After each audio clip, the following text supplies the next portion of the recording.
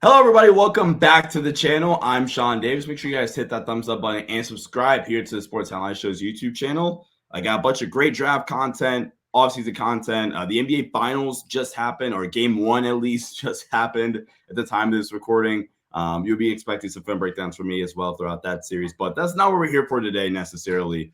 Joining me today on today's show is somebody that's absolutely freaking killing it in the NBA content space. That's my guy Bryce Simon, Mo City Hoops. You guys go check him out. He does the Game Theory podcast with Sam Vecini. For some reason, like the name escaped me for 0.3 seconds.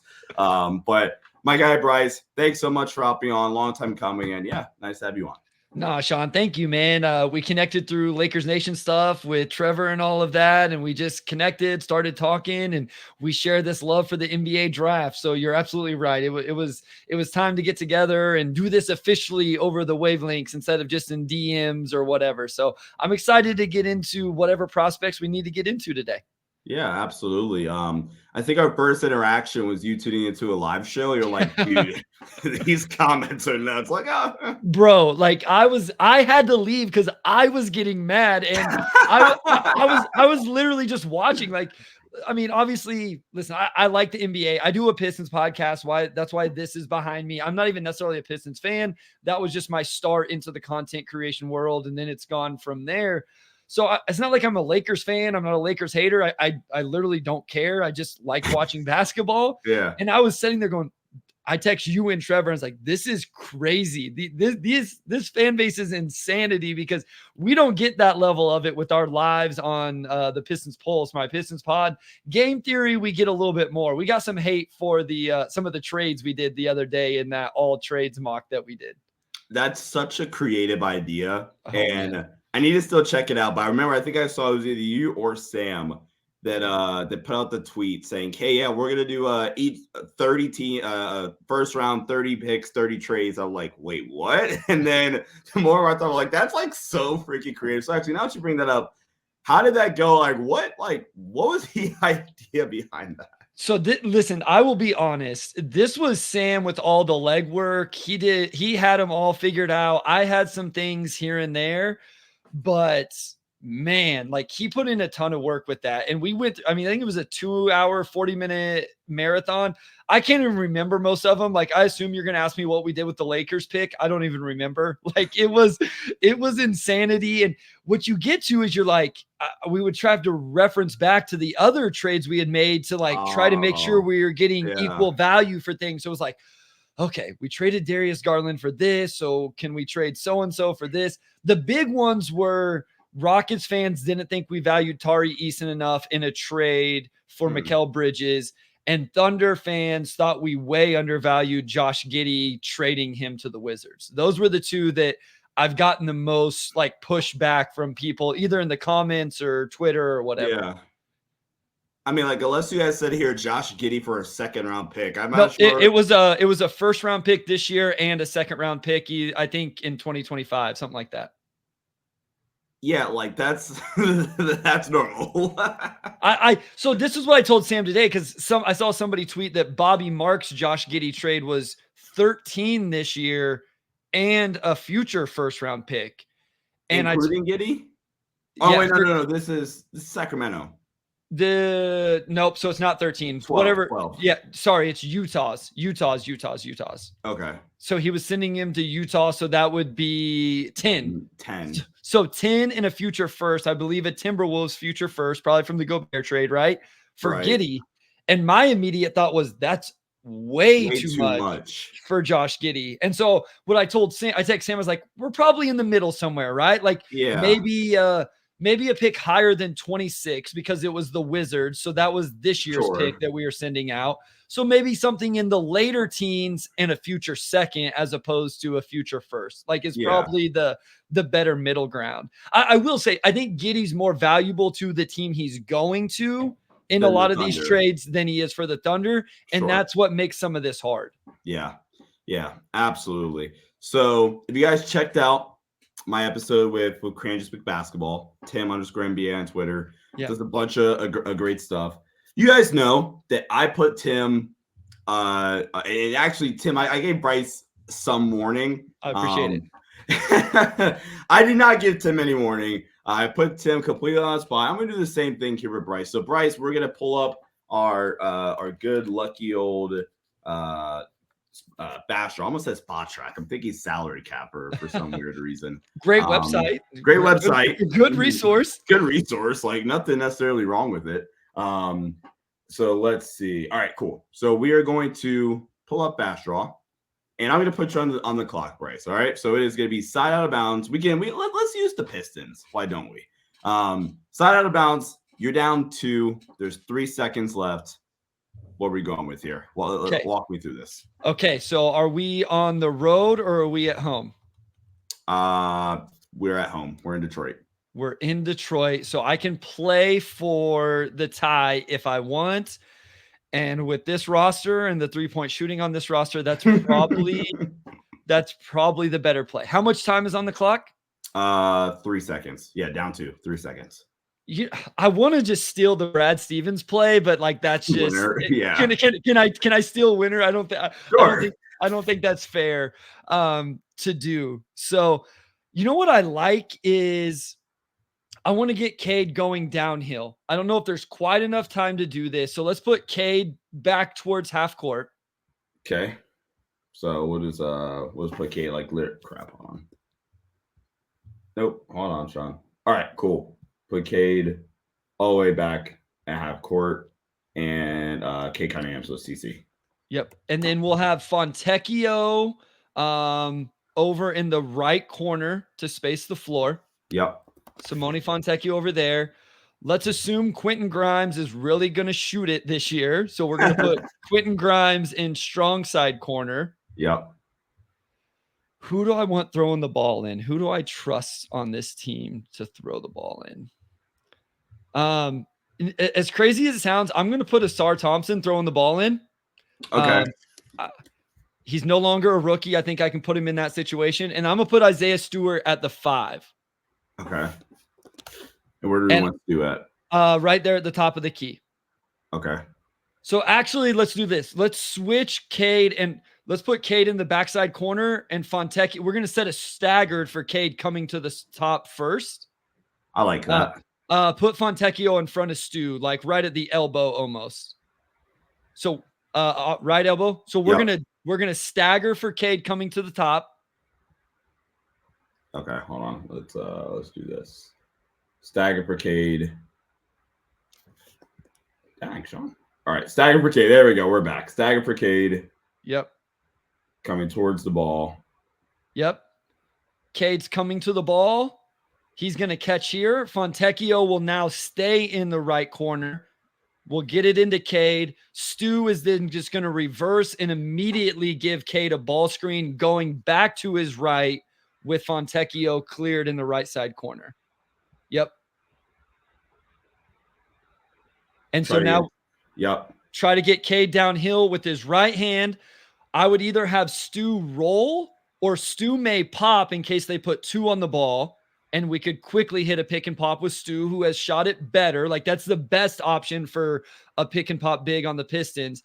And then what I'd have Asar do is sprint to the rim as the best offensive rebounder on the floor in this lineup. Fontecchio and Grimes are truly just there to space. You know, if Fontecchio's man really hedges in, maybe it's a quick pass to Fontecchio in the corner. Okay. Sweet. So I like this. I would just make the ball screen just like a ghost action then. Okay, sure.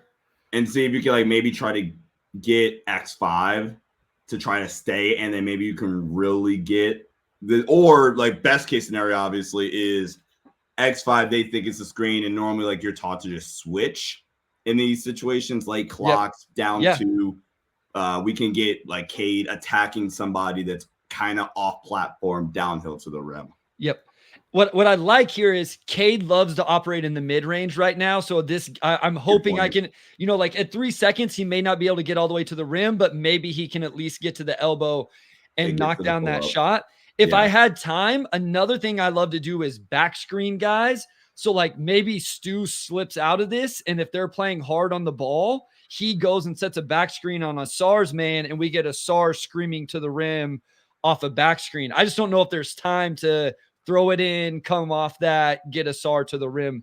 But if I had like for 5 seconds, I love flare screens and back screens on weak side action. I just don't know if there's time to get all of that in it with 3 seconds. Where I thought you were going to go with this was my initial thought process when you said, okay, let's stagger Cade, is we were just going to send Quinn Grimes all the way through and then let Cade catch it and attack to his left with the empty side. Yeah. And just get to the rim.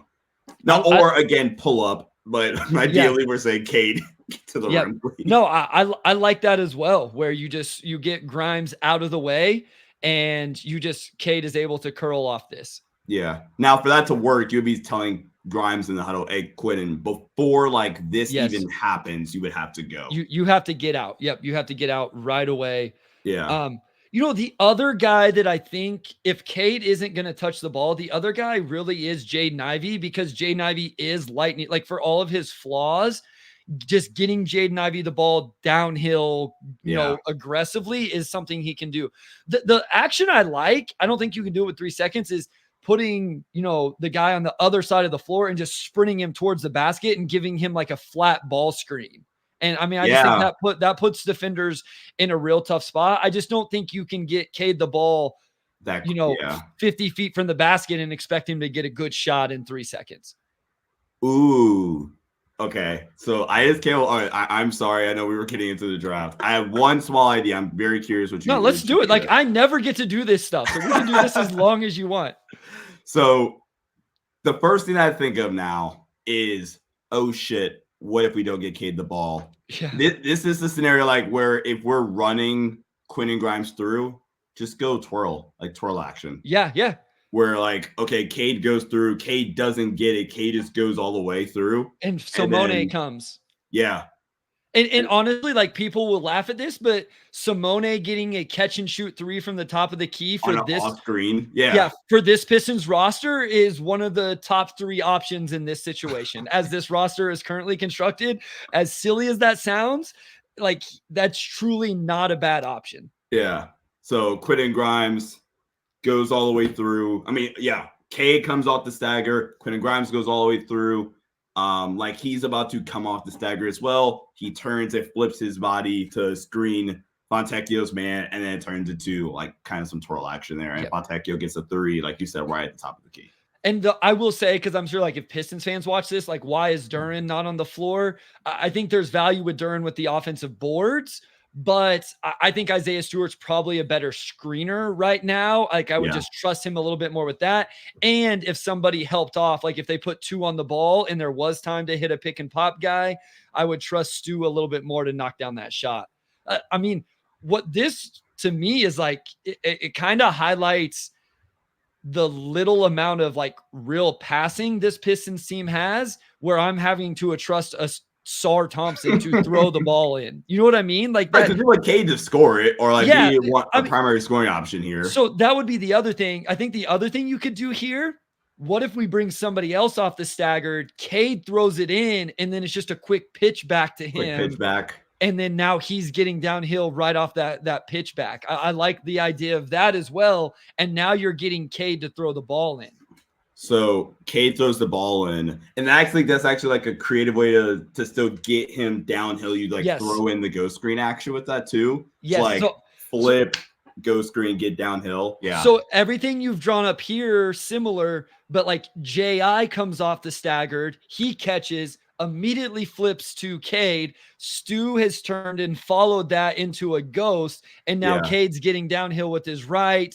J.I. gets all the way through. Stu pops. Maybe you have Fontecchio spacing in the corner, Grimes, whoever, and now Cade is just immediately getting downhill with his right hand. I'm stealing that. Hell yeah, I'm stealing that. Somebody hire us. What are we doing? What are we doing?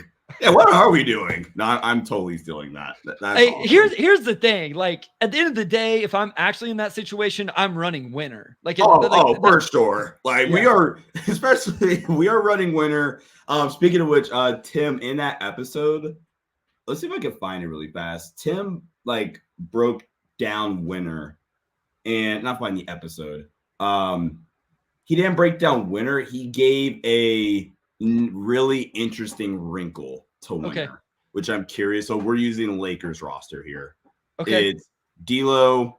D'Lo's the inbounder. Braun, AR in the blocks, and then AD, Torian Prince up top. This is like more okay. 5 seconds or whatever, Yeah, right? that's an interesting little I love this because I love the baseline hammer. This is one of my favorite actions. Yeah. This is awesome stuff. This is cool. Yeah. And like one of the things that he like that Tim brought up as a really good point is when AR sets this cross screen and that ball gets in, everybody and their grandparents saying winner. It is this ball is going or that way. That way. Going back to AD, I guess, which is kind of weird, but kind of using that to your advantage, like what you're thinking to my advantage. Okay, cool. We're just gonna set this backside hammer for D'Lo, who's the inbounder. D'Lo's man sleeping. Austin's man is definitely sleeping because he's trying to call out the Ricky action for winner. Yeah, that was. I remember watching. I was like, oh, that's really cool wrinkle. No, that's an awesome little wrinkle. That's really nice. Love it. Yeah. All right. So I suppose we put away the whiteboard and let's talk some draft. I am excited. I talked to you about this off screen. I said this on other episodes like a Laker Nation or whatever. I think on my channel here, obviously as well. This is the most fun I've had evaluating a draft class. This is my third year. This is the most fun I've had. Not saying that other classes weren't better, and I think we've gotten that take just blown to death at this point. But the most fun I've had has been this class because of just how volatile it is. And honestly, it's like the group of guys that are in this class in general. So what I want to do is let's talk about some of our favorite, just my guys in this class. We can do. You want to do a draft, or do you want to do just like go back and forth? How you want to do this? Yeah, let's just go back and forth with guys real quick, just to like hit home how flat this draft is and how volatile it is. I'm doing a little project right now. I'd love for you to get in on it if you want. Yeah. I'm doing a Piston specific top 5, excluding Alex Sarr and Zachary Risache, just assuming those two are off the board at 5. And I'm asking as many people from all areas of this space for their Piston specific top 5. I have 25 submissions as we record. Guess how many different players have been submitted within people's top 5? 20. Oh, okay. Well, it's only 14, but I thought 14 was a lot. That's still a lot for a top. Yeah, my first number was 15. Yeah, I was like, maybe more. I just felt like that was 14 different names have shown up in this so far, and it's fascinating to me. Now, there's 5 or 6 guys that do kind of stand out, but it's just amazing how many different names. So I'll start us off here. Everybody knows this who follows me on Twitter. DaRon Holmes II. I'm not saying I am not saying DaRon Holmes is the best player in the class. I'm not saying he's the best big in the class. What I'm saying is this dude can play. And what I don't think DaRon Holmes gets enough credit for, I was just on a Thunder podcast, a couple of them recently, and I said, Kyle Filipowski gets this dribble pass shoot archetype as a big because that's what Thunder fans want, right? That's what the Thunder are known for. I was like, I think DaRon Holmes can dribble pass shoot also. But here's the other thing. DaRon Holmes also led the country in dunks 2 years ago. He can also catch lobs if you want him to do that. And I think he's good defensively. He's not 7 foot, right? Like he's not your ideal size as a 5-man, but he has movement and mobility and the skill level. He's a little bit older, more experienced, so I think he can come in and contribute. I love DaRon Holmes II. I love DaRon Holmes II too, man. Where is he at on your board, if you don't mind me asking? He's 18th right now for me. Yeah, he's in the lottery for me. He's a little bit higher, right outside the lottery. So I have tiers. He's in my tier 2, which is like solid lottery guys. I would say I'm probably as high on DaRon Holmes as anybody in the public space. So, and I'm comfortable with it. Like I'm cool with it. I value what he brings, and I think he's super, super skilled. I think he's incredibly skilled, and I think he's such a good screen setter too. Yeah. Like I've studied a little bit of like Dane's offense stuff because for my high school team, that coach, we're adding like ball screen continuity as one of our offenses for next Okay. season. And Sure. Dane's run a ton of it Yeah. recently. Yes. Like you go pop on a Dayton game and it's, oh, Deron Holmes obviously excels because he's athletic as hell, and really good screen setter. Sure, he does have some turnovers, but like the floor vision is there. Like that is all there. I think he shot 36% on pick and pop threes per energy. Pretty good volume too. What was it? 38% on catch and shoot looks in general this season. So like, I think again, like, I'm glad you said like Filipowski is just great dribble, passes, shoot. Hell, like I think even my comp for Filipowski was like Kelly Olynyk. Perfect. I love it. Yeah. And like Deron Holmes, I don't really think gets that same credit like you mentioned. I love A comp I've gotten recently is Nas Reed, actually, for him. Deron Holmes. Yeah, which I think is That's interesting. Good. Yeah. I haven't heard it for until like a week or two ago. I was like, huh, okay, that's interesting. I can kind of get behind that. Yeah, I can as well. Like, I don't think it's one-to-one perfect, but it's interesting. And you know what? Maybe that ends up being his role. Maybe I will say, I think early in his career, the third big is probably the archetype he gets in terms of like he can play the 4 or the 5. He's the first big guy off the bench, not like your third center, but he'll come in, he can play some 4s next to certain 5s, and he can also play the 5 in the complete second units and stuff like that. But then I think the ceiling is much higher than that once he gets developed, and comfortable with the NBA. I don't think he's been talked about enough. And, all of a sudden you saw recently in the ESPN mock, he rose into their first round and he rose on their big board. I think as we get closer to the draft, this is a name people will hear more and more. All right. So for me, and I feel like this may be actually lower because I've seen some people that's had him in their top 3, but for me, it's Isaiah Collier. I love Isaiah Collier. He's 9th for me on my board. Love it.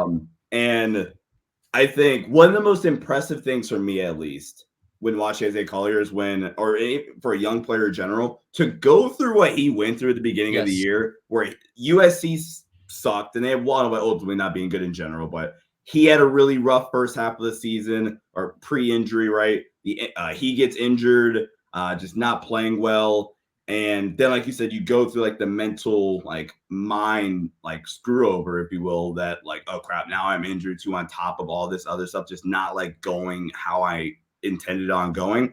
And then he comes back and it really just became kind of obvious to me, like, oh crap, like this guy was in the film room. He was actively trying to fix a lot of these issues. And maybe it wasn't much, right? That he actually did. But you watch third game of the season, Isaiah Collier, and then you watch third game back from injury, Isaiah Collier. Like those are two completely different players. One, the best, like just athletic finishers at the rim for below the rim, primarily below the rim finishing guard. I think one of my buddies who works at the draft space, I think he sent me like some stats or whatever on Collier a while back. And it was something along the lines of that if you let Isaiah Collier finish off of 2 feet, he's at like a 68% clip at the rim. Interesting. Okay. Which I found, which it does pop off on film. Like that is noticeable on film. The jumper is more consistent down the stretch. The turnovers he cut back on a ton.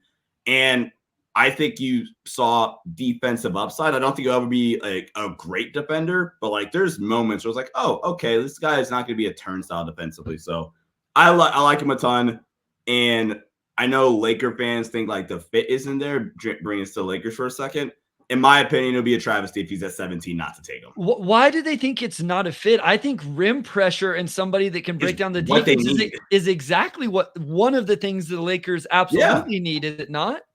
Yeah, I think a lot of it really is. I think we're the Laker fan base is so set on we need a big, which sure, but I identify the Lakers as needing 3 things: an athletic guard, or more athletic than me, or backcourt, a 3-and-D wing, not wig, geez, Sean, and then a backup playable big. And if Isaiah Collier is there at 17, who for me at least would very clearly be BPA, you take him at 17. Yeah.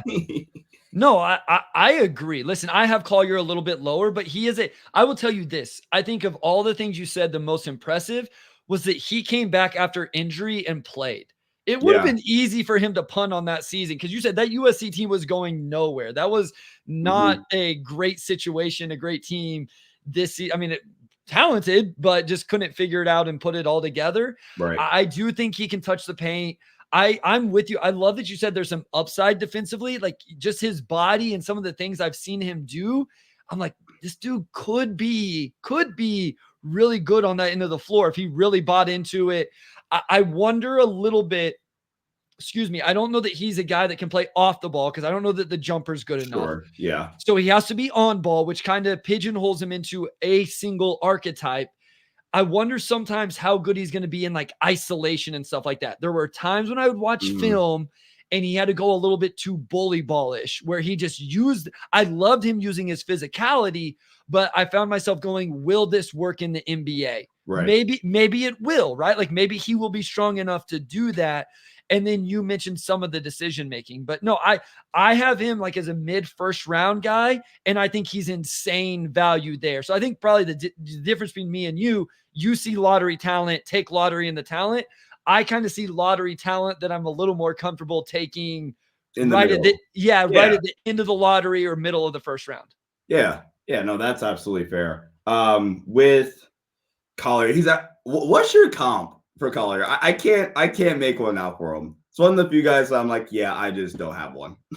I think I said running back. I love it. I will tell you this. I stay away from comps unless there's one that pops into my head because then I just end up looking like a fool. You know, like if you ask me Alex Sarr, I feel pretty comfortable saying Evan Mobley. I think that gives people a really good visual of kind of his. So I like to just kind of stick to archetype potential roles for him. And so I really think he's just he possesses speed, balance, body control that is a true on the ball primary initiator kind of creator in that way that I hope gets to neutral defensively. Like that would be my overall kind of role I see for Isaiah Collier. All right, awesome. So let's go two more each. Okay. What will be your next one? I'm going to go Dalton Connect. And part of my thing with Dalton Connect is just kind of the story. So for people probably don't know this. So I'm a small town Kansas kid, played JUCO, and then eventually played Division I in the NCAA tournament, stuff like that. And so I just have a soft spot for kids that took a JUCO path. Obviously, Dalton Connect is a billion times better than I ever could have imagined.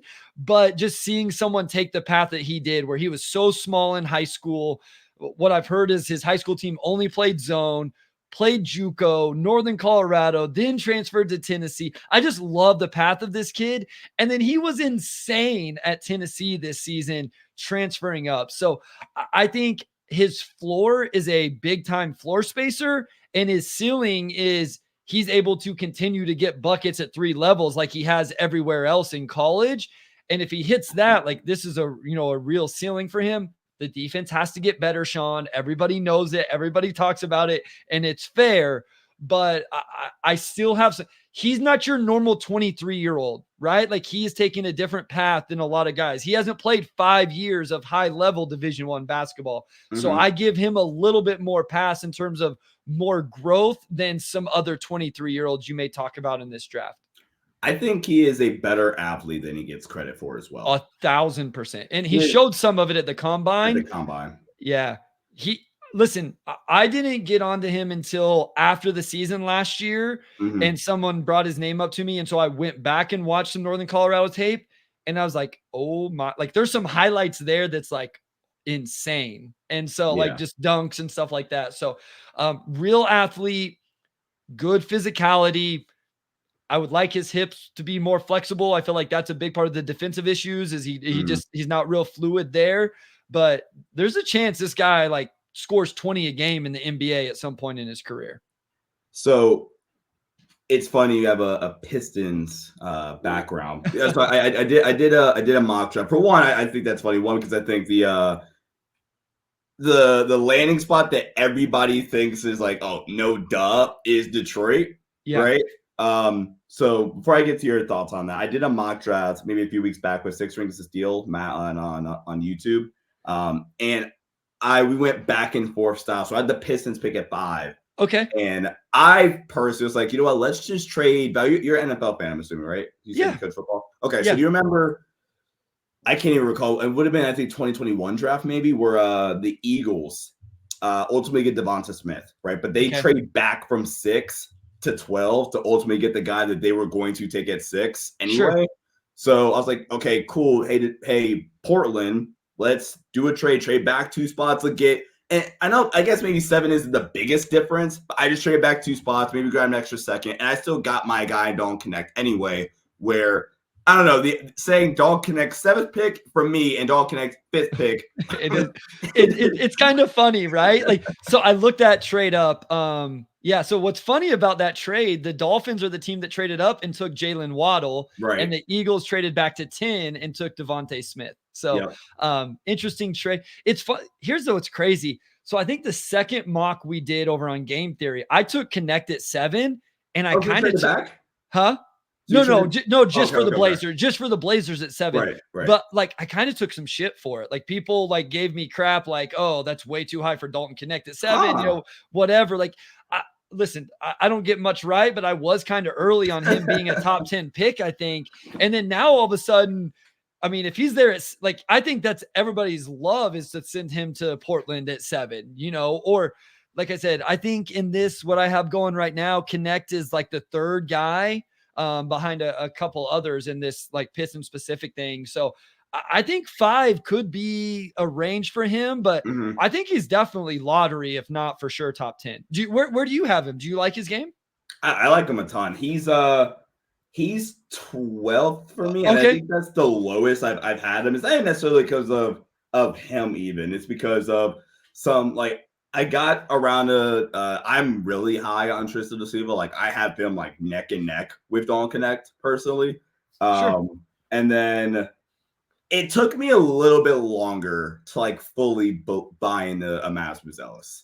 Like it took me a little bit longer. So what got you over the top? I didn't know Buzelis was a really good shooter in high school. Yeah. So like I look back and I'm like, oh, okay. So was G League Ignite just a fluke with the shooting? Because like one of them, I think like G League Ignite didn't do a ton of good things for Ron Holland or Mass Buzelis this season. Absolutely. But in Mass Buzelis' case, I thought one of the best things they did for him was they utilized him in so many different roles offensively in terms of like a play type standpoint, which I found watching from like there'll be games where you have 2 pick and roll ball handler possessions, 2 post up possessions, a few off screen stuff, the backdoor. I'm like, oh, that's fun. Like that's like a really diverse skill set for an offensive coach in the NBA. Be like, oh, okay, I can use you in a multitude of different ways. I'm a fan of like Buzelis' defensive upside, especially from like a weak side shot blocking standpoint, perimeter defense as well. I like the passing, and I just think he has a thin frame. So I think if you can like bulk up the frame just a little bit while keeping some of like the positive athletic traits that he has, then I think he can be a really, really fun player. So if I knew Buzelis was going to shoot at like 35 to 38% from 3, I probably would have him number 3 on my board. I just have real questions about what I've probably asked more people. I've asked more people in this space about his shooting than any other single skill, attribute, intel, anything. And I get answers all over the place that I don't even know what to think. I mean, I've had people tell me, like, buy it? I don't know. I'm leaning towards no. And that's why I have him a little bit lower, because here's what I do. I think he ends up like 33 to 35 as opposed to 35 to 38. Okay. And so then that's still valuable, especially if he hits the defensive metrics you're talking about, and, a plus level passer and dribbler for his archetype and role. I think he's a forward, not a wing, which there is a difference for me. Like I think he ends up playing a lot of minutes as a quote unquote 4 if we go to just traditional positions once he fills out. And I think 33 to 35% is still okay. It's just, I'm not taking that top 3 as opposed to, and I've had people tell me like they don't think he's going to shoot well at all his first couple years. Like there's some real inconsistencies, people that were at the combine in person and got to watch the shooting, not just see the numbers. And so it's giving me a little bit of pause with him. He's probably the player I've moved around my board more than anybody. Yeah, Buzelis is now 8th on my board, and I like it. I think he was like back lottery for a while. He's 8 for me too. We have him in the exact same spot. Oh, sweet. There we go. I know you say to do comps, so I'm only gonna bring this up because I feel really good about this one. Like Franz Wagner, that was the one I had. Sure. Yeah. I felt really good about that one. No, and that's one we've seen a little bit. I think I like, again, the archetype. And honestly, what we saw from Wagner this year, where he struggled from 3, it almost makes you saw how much it like kind of affected his game. Exactly. And that's why I'm terrified now. Because I bet Franz, again, like I've done scouting for the last couple of years. This is the first year I've done the whole big board. I have it color coded with tiers and all of that stuff. So I would guess that Franz was considered a better like off the bounce passer and those things than what Matas is. Yeah. And so that's where I think it's a little bit lighter of that, and why I think the shooting is even more important for Matas even than it is for Franz. Yeah, absolutely. That was a fun discussion there for sure. I love it. All right, so let's go to my second one, I suppose. I'm trying to remember who my first guy was again. I went Isaiah Collier. Oh wait, Isaiah Collier. Okay, cool. I guess I'll stay. You know what? Yeah, I'll stay. I'll do one more guard. I'll go Bub Carrington. Oh, I got to him later on. But I think his upside is solely going to depend on right situation. I guess that's technically everybody in this class, right? But so I like fit for me. I love Orlando. Sure. Yeah. As a spot for Bub Carrington. It's a great call. Yeah. Where you get to, okay, we're a good team. We're not all the way there yet. So like some of the bumps along the way we can kind of live with. There's really 2 things for me, at least with Bub Carrington. One, and they're both kind of affected by like his athletic build. It's lack of rim pressure, and which turns into like an over reliance on tough contested jump shots. And I think that also, in terms of just, again, his athletic build, it affects his defense a little bit from like a playmaking standpoint on the defensive side of the floor, where it's like, I don't think he's a bad defender. No. But I think that I actually would say he tracks as an above average defender because of his length. He came in at 6'4" and a quarter, I think. Yeah. At the combine, something around there. It might have been 6'5". Well, without shoes, I think it would have been 6'4" and a quarter. And then there's like the lack of defensive playmaking, because he doesn't create enough steals. And I think his frame is a little too slim again to be able to consistently like take contact, put pressure on the rim. But he's the youngest player in the class, so you let him like fully fill in the rest of his frame, then okay, like there is legitimate. I don't know if we're talking like lead ball handler upside, but like there is a really, really good guard, like long term in there with the shot creation upside and the playmaking. That's interesting there in Orlando, because they need some scoring, and I think Bub will be able to do, like, I think his superpower right now is his off the dribble shooting. Yeah. And that's what he's, so he would be able to add a little bit of that scoring punch while not giving up stuff on the defensive end. So I just pulled it up here. Yeah. Just under 6'4" without shoes. So you're talking, almost 6'5" with shoes, 6'8" standing reach. So a +4, 6'8" wingspan. So you're +4 wingspan. And that does track. I thought watching him all year, it looked like he had a decent wingspan. And I thought he got better defensively. So you talked about how Collier improved throughout the year from, the 3rd game of the year to the 3rd game after the injury. I thought Bub's defense got, like, he burst onto the scene. So for people who don't, Bub wasn't one of these one and done before the year guys people talked about, but he had a triple-double in either like the 1st or 2nd game of the season for Pittsburgh. And all of a sudden people are like, who's this kid? And it's, he can pass, he can operate ball screens, knock down pull-up jumpers. Yeah. And then I watched a game late in the year against Wake Forest and Hunter Salas, who I really liked Hunter Salas, even though he went back to school. I thought he was a potential 1st-round pick, actually. And I was really impressed with Bub's defense in that game. I think when Bub is locked in, he can be really effective. There's just times he got a little bit lost and, lost track of things. But I think there's a good defender. Maybe, not Jalen Suggs level defender, right?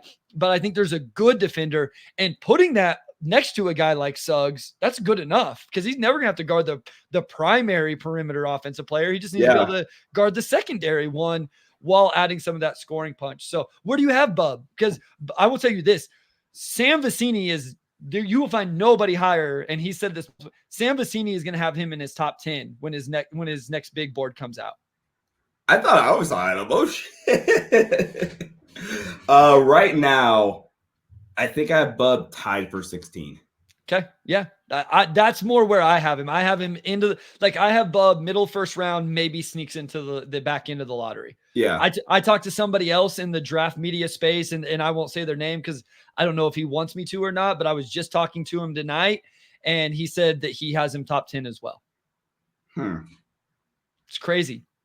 Again, I think it depends on fit. On the team, I'm trying to think a team in the top 10. Really, who everybody loved mocking him to, and it doesn't sound like he would get there based on this type of love, is the Cavs. And I thought that made a ton of sense. That makes a ton of sense. Yeah. And it's just, with them being at 20, then, does that happen or not? What do you think his floor is? Like in terms of landing spot. Sorry, not playing. Yeah. No. I mean, again, Lakers maybe not make as much sense, right? Because he's not the rim pressure guy that we talked about. Yeah. If I'm Philly at 16 and I'm keeping the pick, they have so many open. Is it possible that he's just BPA, right? If he is, I think there's a chance he is. I think 18 to Orlando makes a ton of sense. I love that by you. I think Toronto would make sense. He just, I think he fits kind of a Toronto type player. So long-term upside. Yeah, I would say late teens. I don't see Miami as much, Portland as much. Sacramento, maybe Sacramento could envision him, filling the Malik Monk role, because it sounds like Monk may get paid in free agency. Maybe Detroit wouldn't hate it. So I don't think Orlando also ironically. Yeah. Or Orlando. Yeah. So I would say late teens from, and then 20 at Cleveland makes a ton of sense. So right in that range, I think, I think that's where I would feel comfortable. All right. Who's your last player? All right. Kind of the table for. I kind of wanted to have some more fun, get out of the first round. Okay. With one of these guys. So, and this isn't entirely out of the first round, but I'll bring up a guy that I think is a lot of fun. Ryan Dunn. Ryan Dunn is fascinating to me. He's so fun. And this isn't as much my guy. It is a little bit, because I don't know if Ryan Dunn's going to make it or not. But I know this dude is incredible on the defensive end of the floor. It's absolutely incredible. He made a play early in the year that I'll never forget it as long as I live. And I will use it to he hard hedged 30 some feet from the basket. Somebody just tweeted it the other day, the highlight of it. And then he recovers all the way to the rim and gets the block. He gets the block. Yeah. I'm trying to remember what I think it was against Wisconsin, if I'm not mistaken. I think I'm about to find it out. If I find it out, I'm gonna pull it up. Yeah. So it just stood out to me. And I use that as a reference of never give up on plays. Dudes should never give up. They did play Wisconsin. And so I think I'm correct on that. But they lost. They got smacked, actually. But what's crazy is I envisioned a different play in my head from from a different game. Do you have it? Yeah, I have it up. Yeah, hold on. Let me pull this up. I just like watching Ryan Dunn be insane on defense. So I don't mean to come on your podcast and make requests for video, but this is I just shout out to Zach Milner from Twitter. So hold on, let's oh no, they're both on here. Is there two clips? Maybe. Hold on. But this is the head. So no, this is the one I'm talking about. This is the play. Virginia does a lot of hedging. So he comes out, he hedges the ball screen. I think he actually slips. He slips. Sean, go back and see where his foot is at whenever the pass is made. Look where he's at. He's touching the logo. And that's like the dude catches the ball, immediately makes the pass. I realize like Tyler Wall's not the most, explosive finisher at the rim. Sure. Just the fact that he covers that. Come on, dude. And then he contested again at the rim. And here's the thing. You're right, though. It's not just the highlight plays. It's not just one game. He's a solid defender. He made plays like that all the time. In my notes for him, I literally put watch a game in all caps. Done this, done that, done had his imprint all over that possession. It's truly impactful defense. Like all you had to do was watch a game and listen to the broadcast, the announce, and he did it without scoring, which again is why he's a late first round guy, early second. The offense is a real concern, Sean. It's a real concern, but the dude can absolutely guard. Definitely a real concern. I hate this. Because I think in the modern sports media world, I think we throw out the G word way too much. I think you know which word I'm thinking of here. With every new young up and coming player we throw, he's a this talent. Was it? I can't recall who was. It was Gilbert Arenas who said so and so isn't a blank talent or whatever. Like Steph Curry isn't a generational talent or whatever. Right? We did it last year with Scoot. Like we Scoot was miscast as a generational talent. Victor was a generational prospect. Yes. Scoot was an elite prospect, which not generational, but it was not generational. Right. Ryan Dunn's not a generational talent. I think defensively, he might be a generational defensive talent, which is very different. Yeah. Because from a defensive standpoint, what can this guy not do? The physical build is ridiculous. It's insane, Bryce. Like, 7'3" wingspan or is it 7'2" wingspan. So plus, if I recall correctly, I think he weighed in not weighed in. He was listed as 6'8" without shoes. So what's that? A +6 wingspan. Freak athlete, right? Yes. And then can equally guard the ball and protect the rim at like equal levels. Yep. Which is insane. And I keep laughing about that play because he slips at half court, regains his feet, and makes it two incredible efforts at the rim. I've mocked him recently to Milwaukee. I got a lot of crap for it. I think Milwaukee needs to just rebuild that defense if they want any shot to compete next year. And like Doc freaking play him, like just work with him on the offense. Or I think nowadays in the NBA, I guess technically this would be hard because you have Giannis, but not even, right? I think you can scheme around having a bad floor space around the floor if you do it right. So just give me the generational defensive talent and we'll like just go from there. Because like the stuff he does on the side of the floor is insane.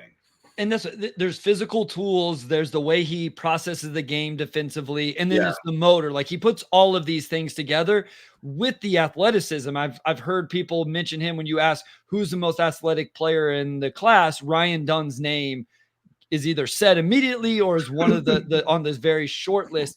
Here's my thing, especially when you get to the end of the first round, you could draft worse things than an 82-game player. So when I say 82-game player, I mean a guy that can play in the regular season but may end up out of your postseason rotation. Yeah. Yes, ideally it'd be great if you could get a guy that can do both or is even better in the playoff scenario. I get it.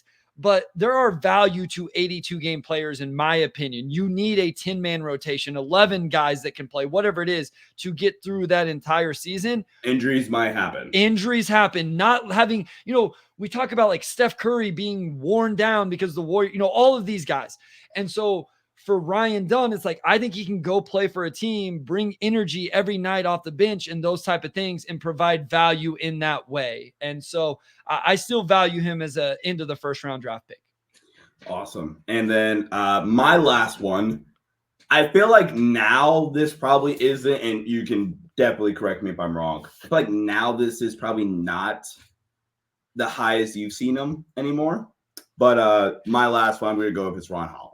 Okay. He is second on my board currently. I love it. I love it. I have him third, Sean.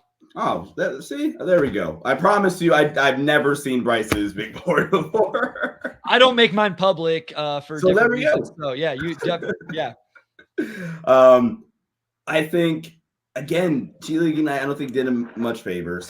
I think at the very least, day one, explosive NBA athlete on the offensive floor, on the offensive side of the ball that I think can get to the rim.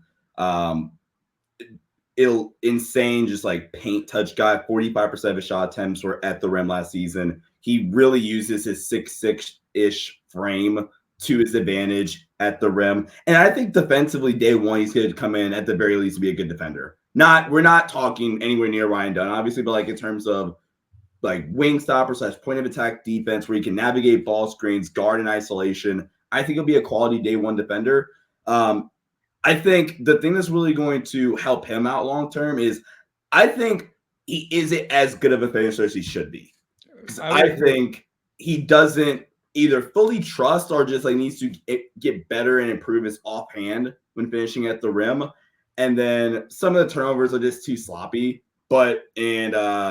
He needs, I think, down the stretch, you kind of saw him trust to pull up out of ball screen, especially in the mid-range area a little bit more. Like, okay, now we need to fully trust, like, okay, I can hit these pull-up threes at a decent rate. I buy the shot personally. I'm not, like, incredibly low on it. There's not a ton of stuff to work with in terms of, like, film and things like that. But you look at the second half of the year for me, or second half of his season, it's like, okay, there's some stuff here where we lock him in a gym, we'll be fine.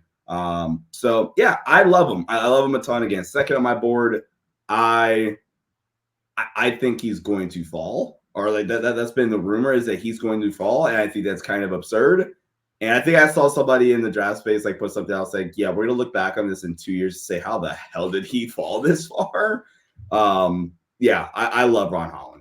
I'm a big Ron Holland fan. I have been through the process. We talked about best athletes in the class. Holland is usually my answer for that. I think he's at least one of the. At the end of the day, in the NBA, you're looking for. If I told you you had the potential for a two-way wing who can get you 20 plus points and go defend on the other end, that has had the reputation of a high motor defensive player going back to high school, I think that would entice you in the modern NBA in a quote weak flat draft at the top. And so I'm right there with you. I struggle at times to find the right place when in mock drafts whenever those come around. Yeah. But if there is a modern NBA wing, two-way wing with that type of upside in this class, I think it's Ron Holland. Others may give you Steph Castle. Other than those two guys, I don't know. Like, listen, I love Zachary Risachet. Like, I really like him, but I don't think that's what, like, he's more of a 3-and-D wing archetype, not a two-way bucket getter plus defensive stopper or, impact defensive player. I think for Holland, I think he's going to be more of a disruptor than necessarily like a solid on-ball defender the way like a Steph Castle is. Yeah. But I'm with you. I just think in the NBA, when we talk about needing wings and guys that can score, and I think he's an off the ball player. Like, so you run him off pin downs and zoom actions and get him out in transition and all of those things. Let him play on the second side and attack a closeout and then go be really impactful defensively. It could be one of those where he falls to late lottery and ends up being a stud. And we go, man, like, how did the Oklahoma City Thunder end up with Ron Holland? Oh, no. Don't you have enough already, OKC? He doesn't scream OKC to me, right? Like, he's not like, I agree. OKC is like the dribble, pass, shoot, flow. Like, I don't think that's necessarily the best fit for him, but it's like, you just got Jalen Williams and all of this other talent, and then you hit on that. But yeah, I think he's good. I love it. It's a great call. So before we wrap up, because we are going at nearly an hour, and I think when we said, oh, yeah, 30, 40. I'm notorious for this. My wife, when I tell her 40 minutes, she knows to listen. I record with Sam Vecini, who tells me we're going to record for 90 minutes, and then 2.5 hours later, we're still on pick 26 of trading every single pick in the draft. So, what is an underrated skill that like a draft prospect can have that doesn't get talked about enough? So I guess again, use the word underrated that you really, really value. It could be something that's you can actually like see and like hold and say that's tangible. Rather, Sean, words aren't coming to me at 10 o'clock at night apparently, or something that's like, yeah, okay, I can't point to it in a stat sheet or something, but like that is there. Do you have one? So I have two. The non-tangible one, or like that you could hold, is confidence. I don't think we talk about guys' mental side of how hard it is to transition from college to the NBA, how brutal this pre-draft process is, traveling around to workouts, competing. So like maybe the confidence and that competitive fire and being all in on this, and then what the grind of the NBA is, and how that can get to you mentally when you go from a certain role. Like we talked about Dalton Connect. What if he goes to a team that says, go stand in the corner and just shoot threes? Go stand over there, and all you get to do is shoot threes and then go guard on the other end when he's used to being the focal point of the offense. That can mess with you mentally. So that's the other is I'm a big rebounding guy. Okay. And I've had people tell me like you overvalue it. I've watched too many teams give up buckets because they don't free throw check out and they give up an offensive rebound, kick out three, or offensive rebounding be such a difference maker for a team getting extra possessions, whatever it is. And so I'm a big rebounding guy. If you can go get offensive rebounds, if you really box out on the defensive end and impact, Baylor Shireman's a guy that I think probably can end up in the first round, obviously because he can shoot it. He's built well. He can pass it. He also rebounds the heck out of the ball. Yeah. Devin Carter is all of a sudden climbing into the lottery. Part of that scouting report is he averaged like 8 rebounds a game as a guard this year at Providence. Brandon Pajimski last year is a guy who one of the top 3-4 lines on his scouting report was impactful rebounder. I value that from guys a lot. And the more I watch NBA playoffs, even I'm not going to stray away from that because I watch possessions. I watch games get swung on possessions where offensive rebound or big time defensive rebound, whatever. So I think that's really quickly to the rebounding point. I talked about it a lot, especially this year with the Lakers. I said that the most demoralizing play in basketball is giving up an offensive rebound. It's especially in like if you're playing with a shot clock, right? So in Ohio, idiotically, there's no shot clock for high school basketball, but like college or pros, like, okay, in theory, right? We just busted our ass for 22 seconds. And because I didn't want to box out, we just gave up a wide open 3 to Michael Porter Jr. in the corner. How selfish. How dare I not box out knowing that Bryce just, trailed through 3 freaking screens to make sure we get this stop. But it's the most demoralizing play basketball, especially like against like, oh my gosh, give up an offensive rebound against the Warriors or Denver, feels like, or Boston even. Like it just feels like life and death when you give up those offensive rebounds. But I love the confidence piece.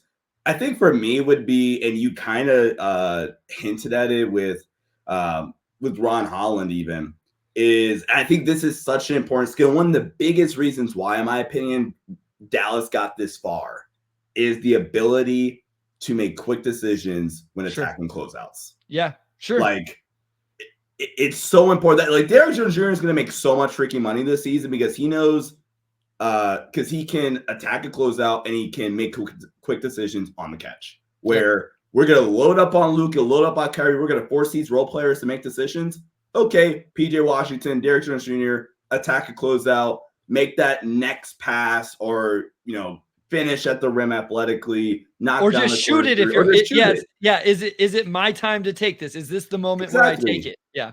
And I think especially for a role player where, and again, this class gets not as a weak class in reality. I think it's a pretty deep class full of a bunch of likely really good rotation players eventually. And when we're talking about that, I think the ability to go, okay, I can attack this closeout and make that secondary pass, know if this is my time to shoot based off like how the defense is playing it or whatever.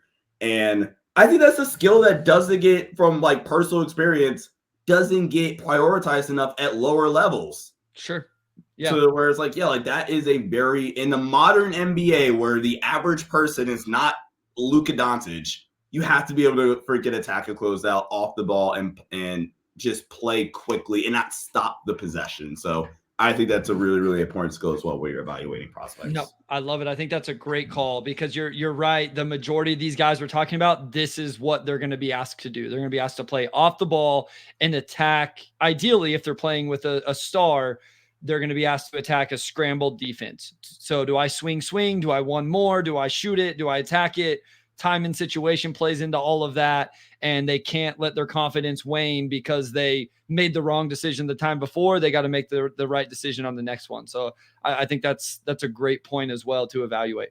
Going back to like the football point really fast, our head coach made a really interesting analogy that I love. Now I'm stealing it. So like we were kind of going through something similarly in a practice. He called it a pre-catch read, similarly to like as a quarterback, sure, you have your pre-snap read. So okay, cool. Based off if Bryce is it's a two-eye safety look. Okay, my pre-snap read might be this. I see Bryce drop. Okay, I have a different, like things that can happen. It can be cover three, it can be man, etc. Right. So, but I have my pre-snap read because I see a two safety eye look, and knowing what you do before you even catch what you're going to do based on how actually I muted my mic because I hit it. Based off again, like your pre-catch read, I think is like legitimately, that's actually a more advanced skill. Like you just automatically know, okay, Bryce has committed the defense over, and as soon as I catch this, I know what I'm doing.